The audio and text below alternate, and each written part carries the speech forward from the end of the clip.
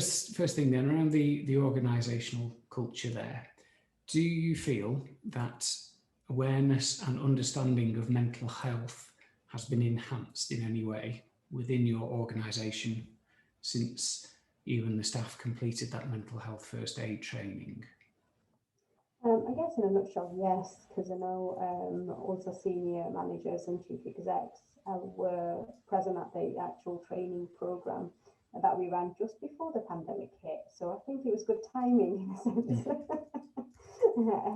So I think in terms of the strategic approach, especially the operational part of it as well, it really did come into play when the pandemic hit in March, and when we had to initiate that first lockdown for us as a charity as well. And I think in terms of the staff, I know there was positive feedback after the training, a lot of tools that they gained from the training session that they were able to apply both in the work and in the personal life as well. So I think there has been a huge benefit to the training for the staffing, but also as well they were able to apply it in their own roles. So working in the community. So a lot of our target audiences are from vulnerable communities, different ethnic backgrounds. Quite a few of our programs have been focused around better mental well-being. So those engagement they've had with local people has supported them to kind of transition into accessing services and help and support as well as they need it. Also just getting that kind of overview and almost like an advocate for the service as well, around raising awareness of what mental health is, what's good and what's the bad signs and symptoms, and the way they can actually access that support, and then sharing some of those tools that they picked up within the session to help people to just kind of maybe manage at home a little bit as well, and see if that makes a difference. But then they know that they're confident to come back to the staffing team to then access further support as people continue to work through the lockdown remotely. They started to kind of develop symptoms of kind of having anxiety, kind of feeling kind of anxious, and feeling a bit stressed. So even though they were at home, utilizing some of the tools, being away from that environment, having so many factors impacting on their health, they did struggle a little. But what the charity did as well, where we sourced in external support to invest in supporting the staff with their mental health. So we've got clinical supervisions for staff as well to discuss issues for themselves, but also issues relating to the work. So a safe environment and where they could be open, honest, and talk to somebody impartial. As well, we developed our daily wellbeing lunches, where we got together and every staff took turns, and we did kind of an activity with each other. So we got us moving, so we weren't stationary. We did a lot of work around wellbeing at home, so giving guidelines in terms of taking regular breaks, and that was okay to do, because what we found was it was another anxiety working from home for a lot of staff, because they felt as if, oh gosh, I need to prove I'm working, I can't move away from my computer screen, I need to stay here in case people need me. Let them know it's okay to take a few more breaks, because we know the anxiety, the stress, and just the environment is just not a healthy environment to be in, constantly in front of a screen and a mobile phone. So what we did is the trustees agreed to actually appoint another staff to literally focus on the staff well-being and ensure that we're doing everything possible to prioritise them, to ensure that they've got what they need to work remotely, and support them through that transition as well. So we've had a lot of changes in our systems and policies and processes as well as a result of that.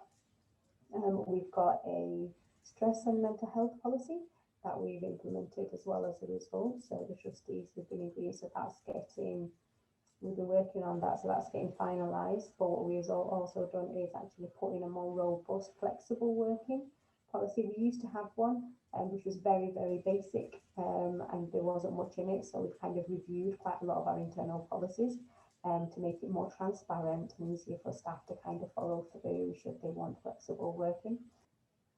As a result, their own anxiety levels increased, the mental health went worse during that period.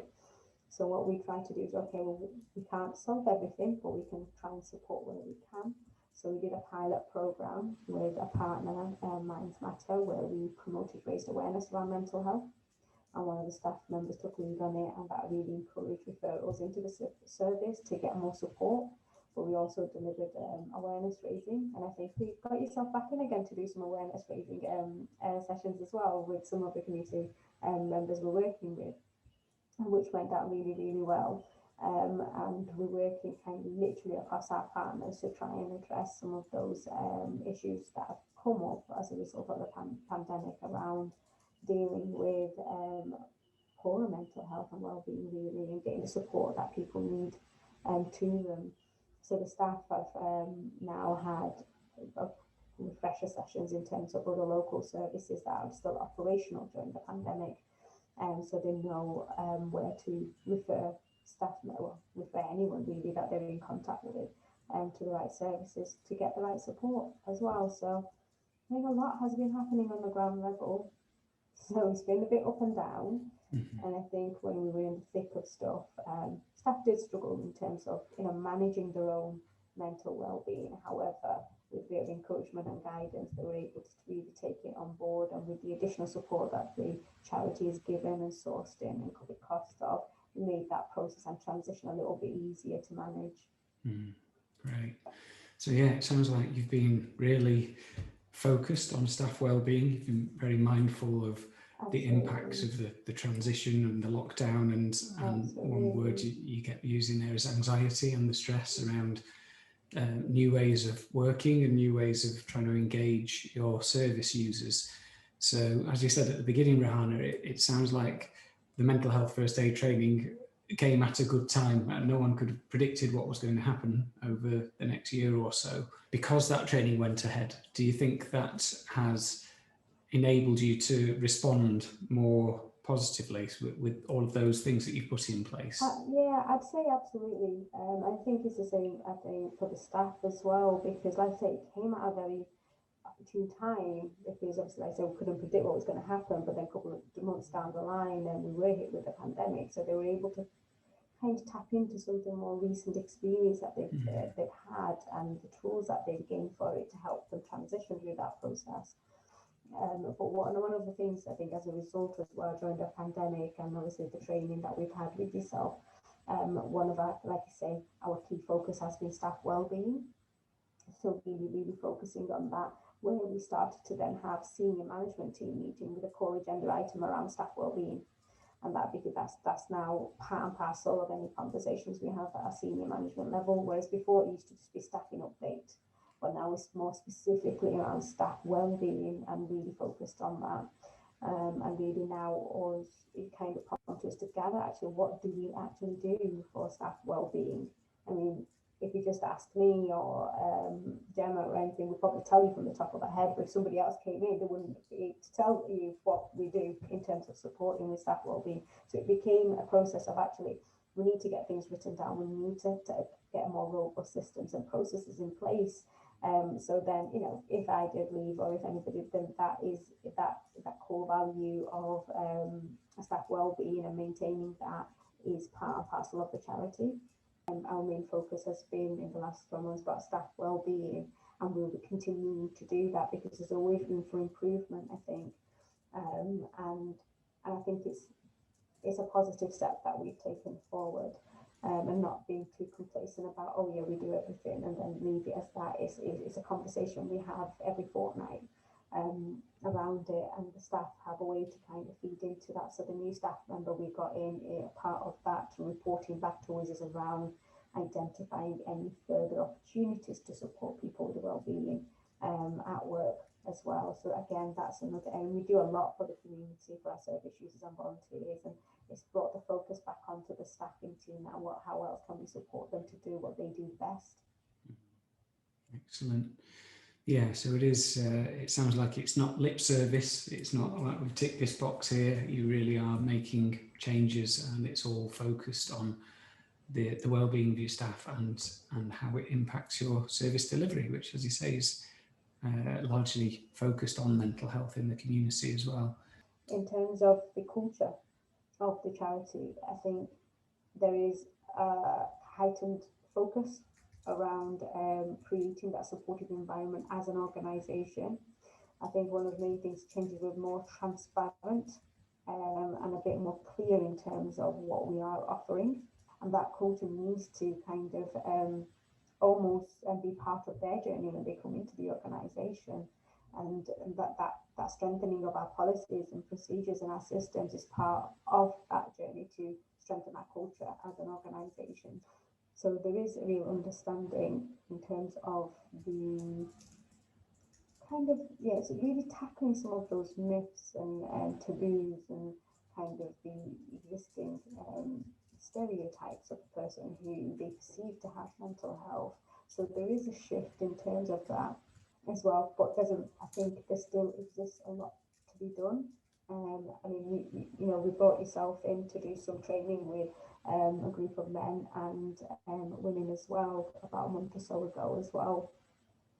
And they've never really had that opportunity to engage in that environment before, whereas those opportunities exist. It's about getting them to the right audience, but also as well making them accountable. Actually, are they being inclusive of their local community? So really becoming advocates for the communities we're working with.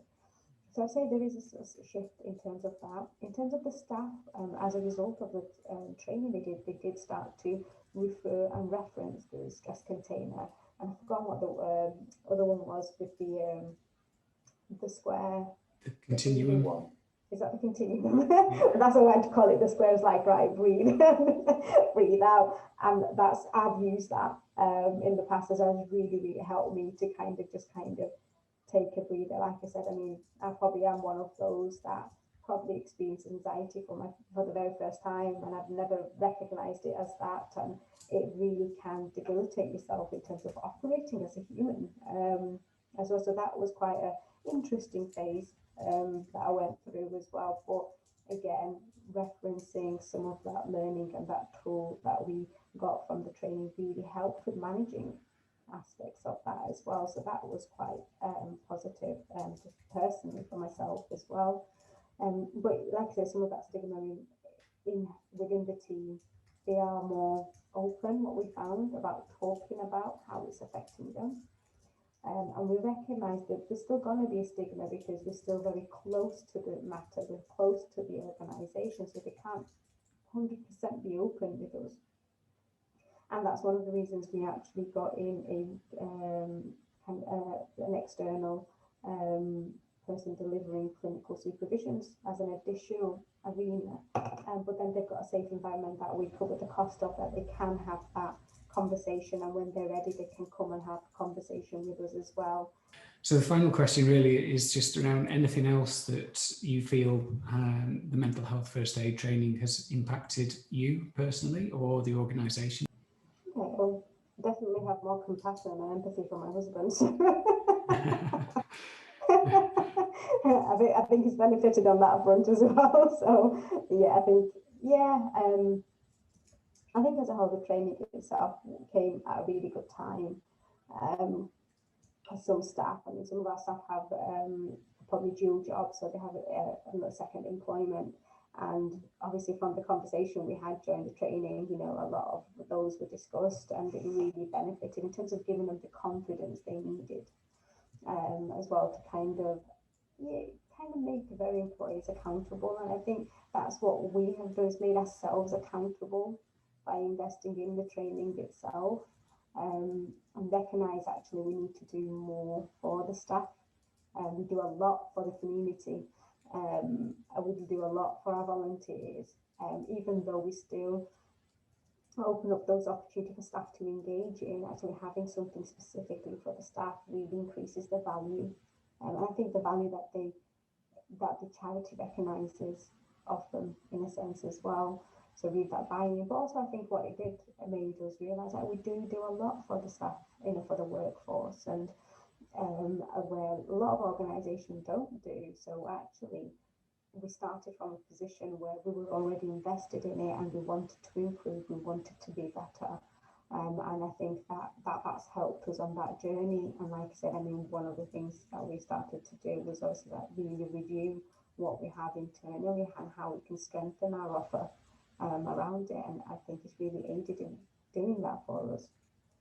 So yeah, I'm glad to hear of the impact of the training, but also, you know, the ongoing support that you're giving to your staff and to your community and to yourself as well, because we're all part of the machine, I suppose, aren't we? So you're walking the walk as well as talking the talk, it seems.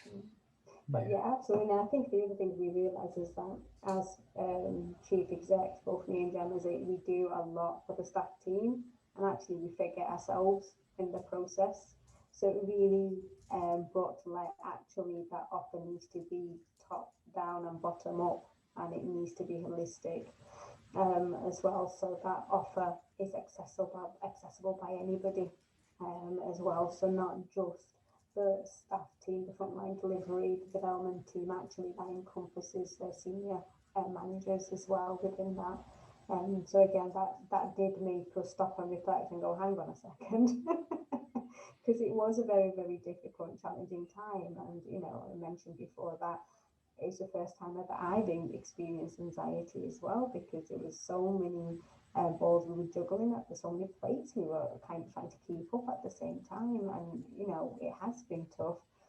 And again, it's that realization, actually, yeah, we're not made of steel, we need some support as well, and accepting that support. So yes, we're the first ones there trying to support the team, but yeah, we need to take a step back and support ourselves as well, so then we can support the team effectively as possible.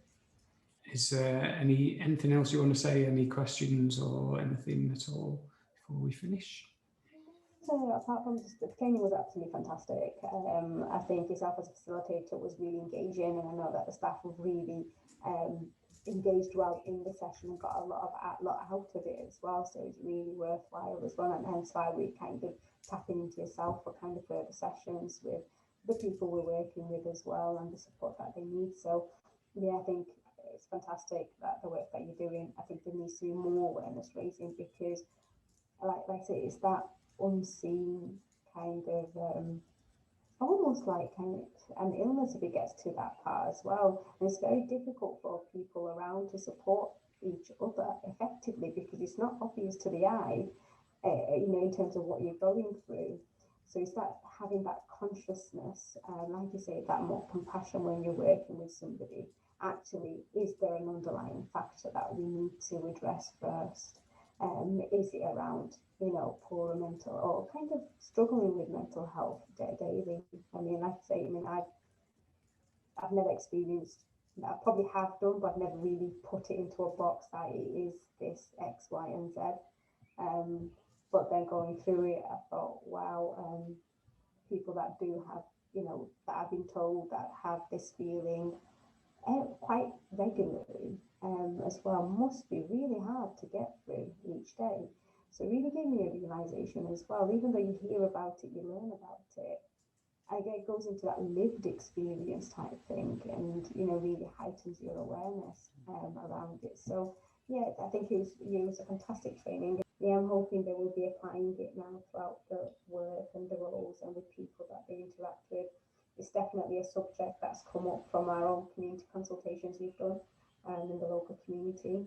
What needs to be done around that, more support that's needed around it as well. So really focusing on getting people kind of more back out and engaging, and then hopefully, like I said, mental health, there's so many different factors that can impact on mental health. When we can start somewhere, it will help some people at least. Excellent. Yeah, lovely. And thank you for that feedback. Yeah, I really enjoyed training with you guys, and also the two groups that I did earlier this year. So yeah, real privilege to work with you, and such a forward-thinking organisation that really invests in the staff wellbeing. It's a delight to see.